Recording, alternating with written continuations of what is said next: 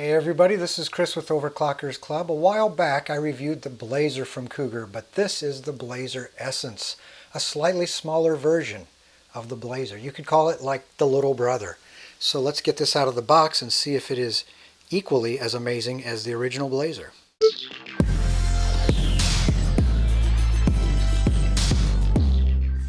And before I actually open the box, let's look at some of the specifications here. So we got a mini ITX, micro ATX, and a full-size ATX, which is good. We can get a couple of the 3.5-inch drives. We can get 3 of the 2.5-inch drives, like your solid-state drives. Got room in there for some cooling fans, radiator, 240 top, 240 side, and that looks pretty good. So now we can get the box open. And now the box is open, so let's see what all is in here. So there's the top glass panel.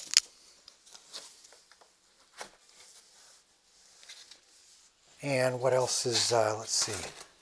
Okay, so there's actually two layers there. The second one has the other glass side. So we'll just set this off to the side and leave that in the protective foam. And then the main case is in here. So that's going to take a little more work to get that out of there. So hang on a moment here. I am back. I got this thing wrestled out of that foam packing. If you've got a helper, that would certainly save you some time. But if you've never seen an open air case like this, and this is just sort of the base frame, I've got some assembly to do to get the side glass panels on there. It is certainly a departure from the standard metal box that you usually see for a computer case. And I can tell you that it definitely screams for a fully modular power supply, because there is nowhere to hide any cables. And I also have the original BLAZER that will set up next to it, so you can sort of get an idea of the size comparison. And the other items in the main box are, there's a little hardware kit here, user, owner, assembly manual. Looks like a couple of frames for hard drive mounts, and then these standoffs that go along with the glass sides. I am back. I got this thing wrestled out of that foam packing. If you've got a helper, that would certainly save you some time. But if you've never seen an open air case like this, and this is just sort of the base frame, I've got some assembly to do to get the side glass panels on there. It is certainly a departure from the standard metal box that you usually see for a computer case. And I can tell you that it definitely screams for a fully modular power supply, because there is nowhere to hide any cables. And I also have the original BLAZER that will set up next to it, so you can sort of get an idea of the size comparison. The first thing I'll take a look at here is the hard drive placement. So this is a 2.5-inch solid state drive, and there are 3 locations on this case for this drive. One is right here in front of me, so it would mount like that. The other place is actually here in the front of the case. Now you have to remove this panel, and I'll do that in a little bit, but basically you can put one down in here and one next to it. So you've got space for 2 there and 1 right there. Now the larger 3.5-inch drives like this, there's a spot right here for one, right behind the motherboard tray. And to get this front panel here off, you take out these 3 fasteners on this side, and then on this side there's 1, 2, and 3. And after you get the screws out, now I left the bottom one in there to sort of act as a hinge. You just want to be careful if you do that, you don't push this to one side too hard, or you will bend it down there at the bottom. So anyway, that exposes the mounting slots here for a solid state drive. Now in this case, you don't really need to use the little isolators there. I keep calling them grommets, but you can mount this here either on the left, you can mount it on the right, or you can put two in there if you want. And make sure you put the business end there where everything plugs in at the bottom, facing down. You can put them on the inside if you want to also. You could mount them in here, I think. Well, actually, no, the way those key slots protrude, I think the intention is to put them only on this side. So scratch that idea of putting these on the inside. These really are just meant to go on the outside, which brings me back to the key slots, the way they are protruding toward the inside of the case. And I've got the little grommet isolator, or whatever you want to call them, installed here. The intention then is to put the drive, this is a 3.5 inch drive, again you want to put the business end there down. The intention is to put it on the inside. So you line up the isolators like that, push them down, and that's where the 3.5 inch drive would go. So your solid states would go on the outside here, and your 3.5 would go on the inside. That way you could put 3 hard drives in that small space, and then when you close this off, put the fasteners back in, your drives are sort of hidden. You'd be able to see them through the top there, but that's okay. Alright, so one thing I figured out, and I'm a little embarrassed, but these brackets that I originally thought were for mounting a hard drive, I wasn't really paying that much attention at the time. Clearly they are not for a hard drive. They are for a power supply, because if you look down here, there's really nothing to mount a power supply to. So they give you these brackets, and there are 2 mounting holes back there, and then there's one down here on this little tab, and they correspond to holes in the case. And you screw that all in there, fasten it in there, and now you have a firm mount for your power supply. So your power supply would go right here. But you'll notice there are 2 brackets, and they're almost mirror images of each other, and there's a reason for that. Because if you try to put a full-size ATX motherboard in here, it's not going to fit. You'll see your power supply is in the way, because a full-size ATX is going to come all the way down to here. And you can see that's quite a bit lower than where the power supply is. So if you use a mini ITX or a micro ATX, that's just fine, because they only come down to here. Your power supply can be on this end and everything's fine. But if you use a full-size ATX, that's what this other bracket is for. And it fits. You can see there are holes back there just for this. And this mounts in there sort of like that. And then your pump bracket here has to go away. And this is for if you have a custom water loop and you need a place to mount your pump. It would go here. You can see it is adjustable. But if you have to put your power supply here, then this pump bracket has to go away. And the power supply sits in that area. But that's only if you use a full-size ATX motherboard. And real quick, I want to answer this question before I get too far in and forget. On the other Cougar BLAZER, the full-size case, I got several questions about, does the case get dusty? Because it is an open-air case. So the answer is sort of yes, sort of no, and sort of maybe. It depends on how dusty your environment is.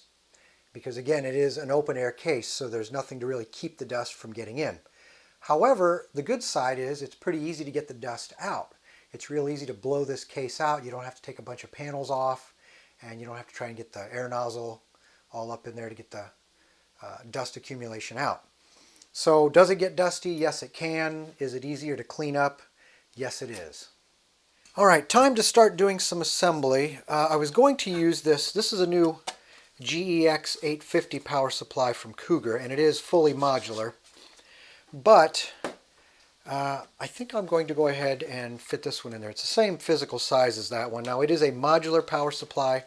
I guess you could call it almost like a hybrid. It does have some cables that are permanently attached, but these are typically cables that you're going to use all the time anyway, so does it really matter if you can disconnect them from the power supply or not?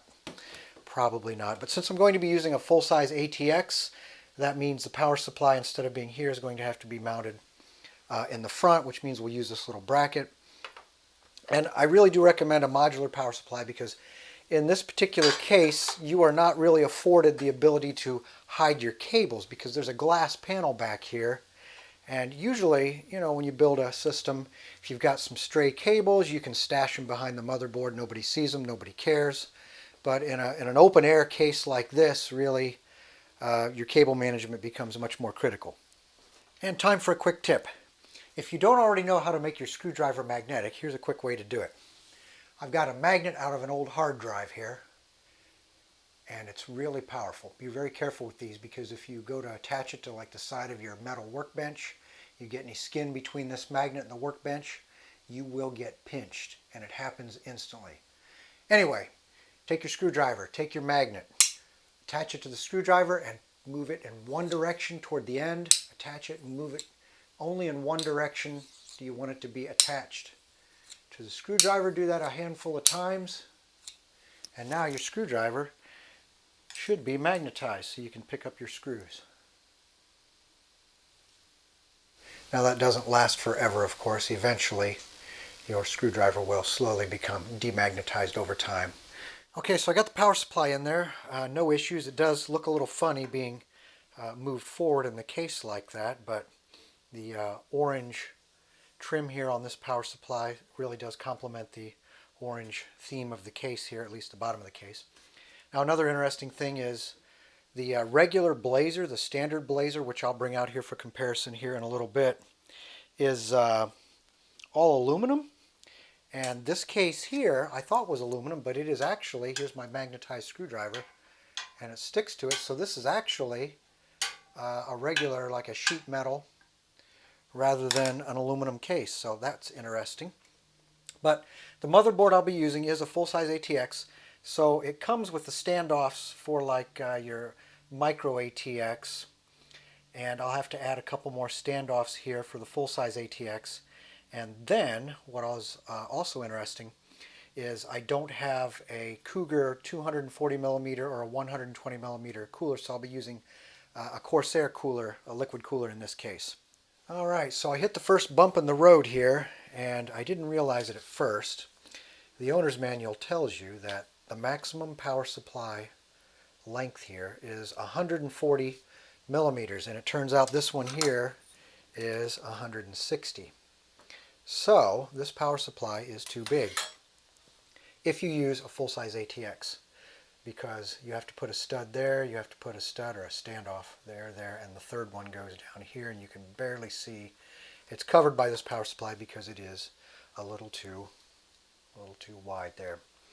So what I'll have to do is use a micro ATX motherboard, which I just happen to have. Alright, so I've got the studs in here. I'm using a little 5mm wrench. You just want to snug these up a little bit. You don't want to just go with finger tightening, because if you ever have to take the screw out when the motherboard's attached, sometimes these studs will start to spin and they'll come right out with the motherboard, and that can be kind of a pain. So you just snug them up a little bit, and don't forget to put your I/O panel in there, because if you forget that, you got to take the motherboard out to get it in there. Alright, the second little snag, I guess I can call it. My I/O panel here does not want to fit. I mean, I've got it jammed in there and it's all sort of concave there, potato chipped. And maybe you aren't supposed to use one, but I've used this one many times in other cases and it pops right in, but it's like the hole here is a little too small. And the way I noticed it when I went to put the motherboard in, it would not go all the way flush against this, which meant the holes weren't lining up with the studs. It took me a moment to figure out it's because the I/O panel is just not going in there right. So let's try it without the panel. Alright, so I popped that panel, the I/O panel, completely out, and I guess you really maybe aren't even supposed to use one. I mean, this is an open air case and it doesn't look bad that way, so I guess I'm just going to leave it out and not worry about it.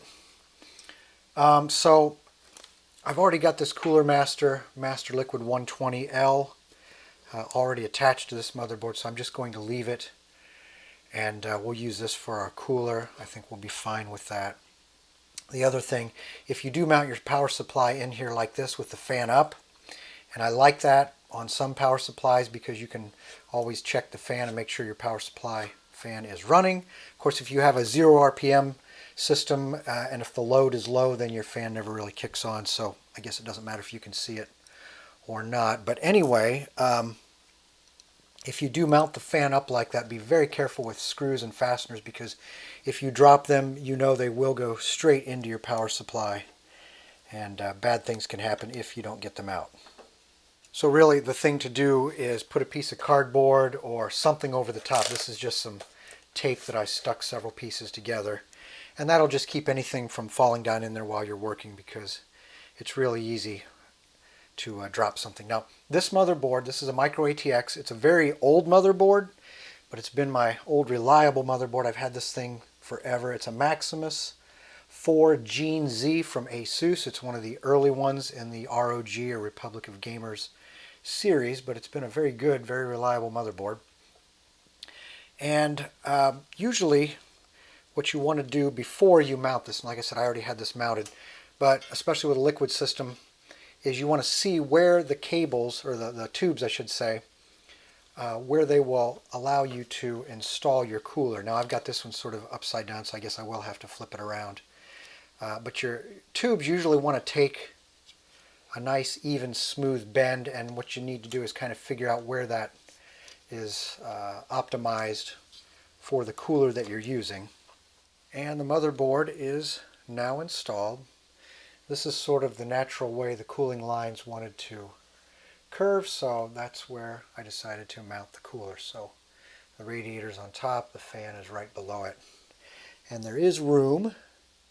They've given you room between the top edge of your motherboard, so there is room for a set of fans and a radiator, but you will not be able to go into a push-pull configuration. You'll just be able to use one set of fans. So if you have a 240mm radiator, your two fans will be right in there. And looking at the I/O panel, again, I don't think it looks too bad. Now that I look at it, it's probably not really intended to use one. And honestly, a lot of the newer motherboards, they have an integrated I/O panel sort of built onto the motherboard anyway, so you don't have these separate I/O panels like you used to. So really the trick here will be, being an open air case like this with the back sort of exposed, it will be the challenge of getting your cables to look halfway decent on the back of the case. Now the glass panels are smoked, so they sort of cover your wiring up a little bit, but again, any excess wiring will have to be neatly tucked away as best you can behind the motherboard there.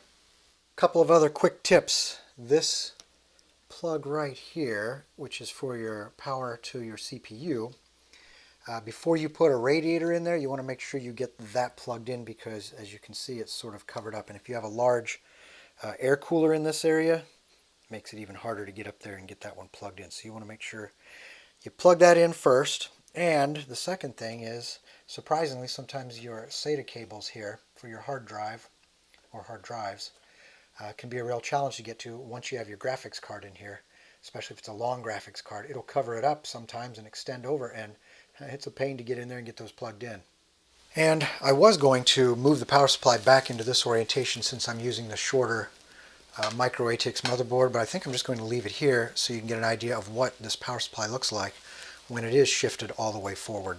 So if it was a little shorter, you can sort of get an idea what it would look like if you had a full-size ATX motherboard in there.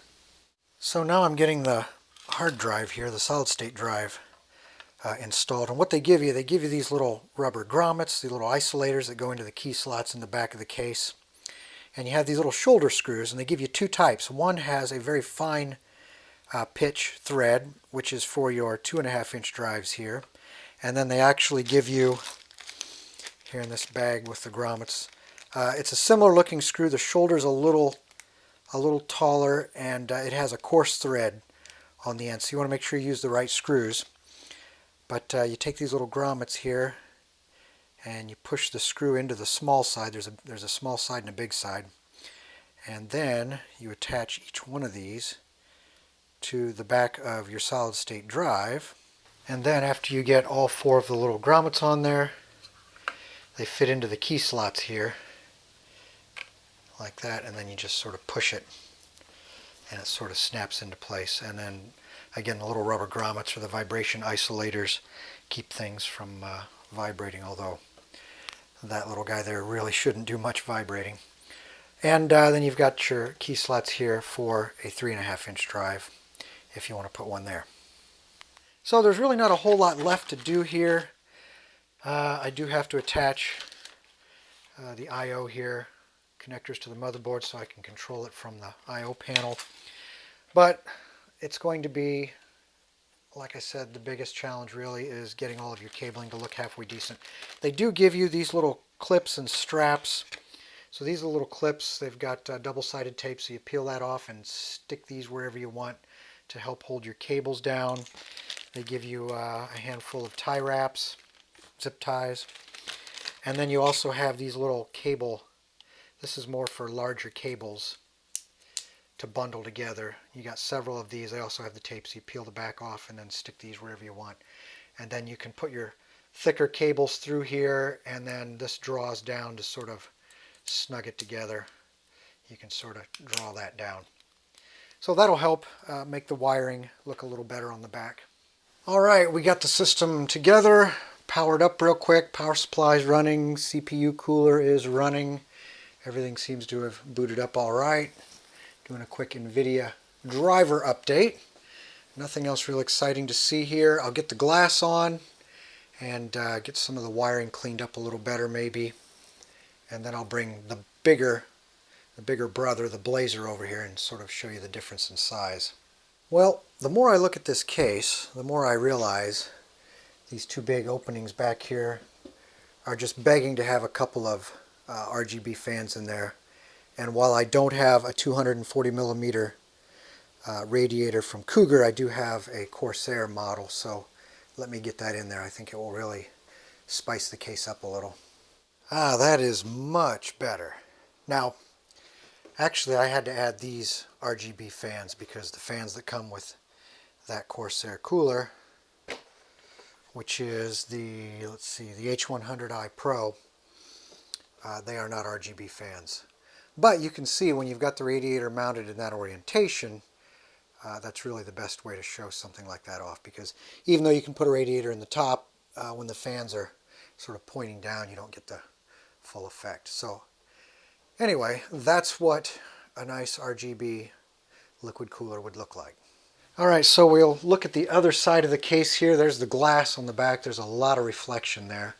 But the smoked nature of the glass there tends to hide some of the wiring.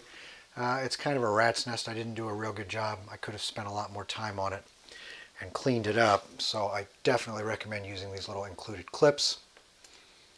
But the amount of space you've got here behind the motherboard is about 30, I don't know, 32, 33 millimeters.